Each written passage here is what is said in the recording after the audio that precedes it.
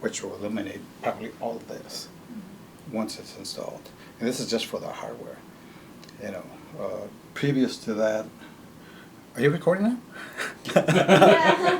My name is Serafin Chavez. I'm the IT asset manager for Cook County.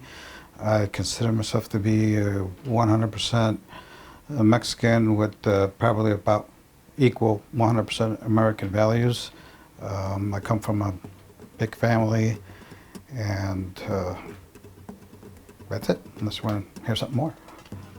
Well, I was born in Mexico.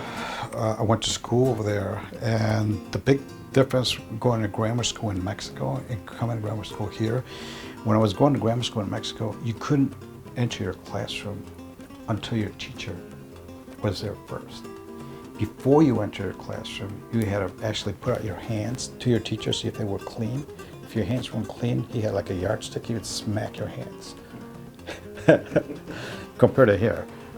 So all those cultures and values kind of stayed with me until, you know, my parents decided they wanted to, you know, come to the U.S. and that's when I started integrating the Mexican culture, the American culture, what was going to work best for me. But definitely when I came here, I spoke Spanish only. I was born in Mexico, raised by Mexican parents. I'm proud of it. Now that I'm here, my kids, it's almost the opposite. When I speak Spanish to them, it's like, you got to be kidding me. That's a bad Spanish accent. But the English accent is probably way better than mine. Yeah, well, I mean, I'm in this country, so I have to obviously pay my taxes. And as you pay your taxes, you kind of integrate yourself with the holidays, the culture. You know, you bring your own flavor, your own taste from Mexico to here. You kind of celebrate both, depending on your situation. Everybody's different. I know I have friends and family. They really go out on some of the Mexican holidays. I try to do both. I mean, the 4th of July is big for me because I live by a park and they have the festivities, and a lot of my friends and family go there. So I try and not isolate either the Mexican part of favorite or the American part. I just try to look at myself, instead of 8 holidays, I got 16. And I think people feel a little more humanity when you're getting respectable cultures, not just one or favor one over the other. When back in the 90s, I was working for Reuters Information Services, which is right across the Sears Tower. So I was there like for 16 years. They decided they wanted to move my title to New York. At that time, I couldn't move to New York, so I switched jobs to R.R. Donnelley, a printing company. So I did that for about 10 years, and the work in both places was all IT, tracking the hardware, tracking the software.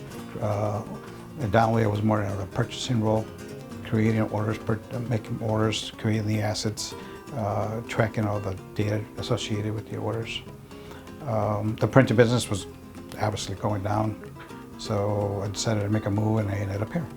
The culture is a big part of it because you're dealing with a lot of different people, a lot of different agencies that are from different cultures, different goals, different expectations. So I could be dealing with an office that's expecting immediate results. I could be different with a different office that they're not expecting immediate results.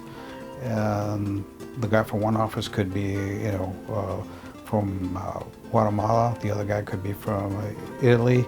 So you're constantly crossing personalities, countries, and cultures. And in one way, it makes you feel you're blending right in. In another way, you're learning a lot from the exposure you're getting from offices, expectations, locations, the forest bishop, the sheriff, the chief judge, the BOT, all that. It all kind of blends in, and as opposed to coming in one-sided. So it adds value, and I think over the long term, you're going to feel yourself you're a whole lot more valued being exposed to all these different offices and people. My dad was always telling me, you're going to be more valuable if you're bilingual. And towards, just within a couple of years back, Dad, it's not as it used to be 20 years ago. It's, they got the internet, they got Google, they can do everything now. But you still have to kind of carry it with you. You just can't forget your heritage. So you need to be proud that you are either Mexican, Italian, or whatever, whatever you were brought up to be, and then integrate it with your current situation. You make the best out of both. You can't, in my opinion, I just can't escalate in favor of one of them. But in my heart, it's just going to be, I'm always just Mexican, but I respect everybody as a human being. Pozole. And chicken too. My mom used to make it, well, she still makes it, but a green one and a red one. Did she do green chicken and red pork? No, she does a sauce green. Yeah. Everything is good. Everything's the same. I think just the sauce. She turned it from red to green. Yeah, but pozole that's it.